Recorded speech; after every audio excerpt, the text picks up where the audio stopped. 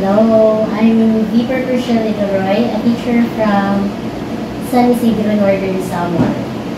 Napunta po ako dito sa CMC kasi po nagpa-check up na ako dun sa Samar, and then sabi ng isang doktor doon, I have a nasal polyps.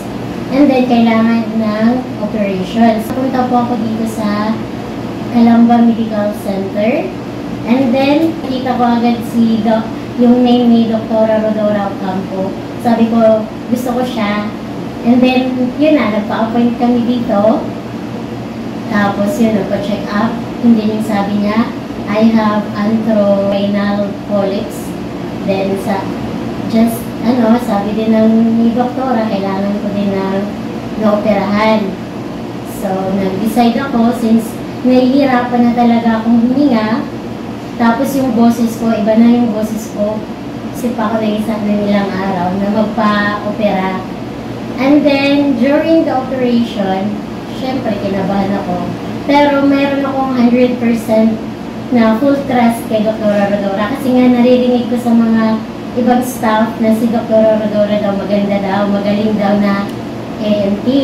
And then, nandyan din si Dr. January, which is from Northern Samar din, medyo naging kampante ako. After ng operation, I'm so blessed kasi successful, tapos madali lang natapos. Yun na, bumalik na yung boses ko, tapos ang ganda na, ang sarap na sa pakiramdam na yung dalawang ilong ko nakakahinga na talaga. So yun na, thankful ako kay Dr. Rodora at sa mga kasama niya, kasi kung hindi dahil sa kanila, yun, siguro hanggang ngayon nahihirapan pa akong huminga. So yun lang po. Isang magandang araw po sa inyong lahat. Ako po si Dr. Rodora Ocampo. Ako po ay isang ENT or Ear, Nose and Throat Doctor. Ako po yung naging attending physician ni Miss Daroy. Siya po ay nagkaroon ng nasal polyp. Okay, pero yung polyp niya po ay medyo kakaiba kasi isang ilong lang po yung meron. Doon lang po sa right side. So, dati-dati po, pag nagtanggal kami ng ganyang klaseng polyp, sobrang ang tagal ng operasyon, tagal ng recovery, at saka po binubuksan pa doon sa may gilagid. Ngayon po, sa pamamagitan ng bagong mga teknolohiya, meron po tayong tinatawag na endoscopic sinus surgery. Maliit na lang po wala na halos palang sugat at dinadaan na lang sa ilong ang operasyon. At meron po kaming ginagamit na teleskopyo na pang-guide sa amin para matanggal yung polyp. Pag ginamit po ang ganitong method para sa pagtanggal ng polyp, unang-una po, maliit lang yung sugat. Pangalawa, halos po wala ng pak or yung gasa sa loob na ilong after surgery. At number 3 po, napakabilis po ng recovery.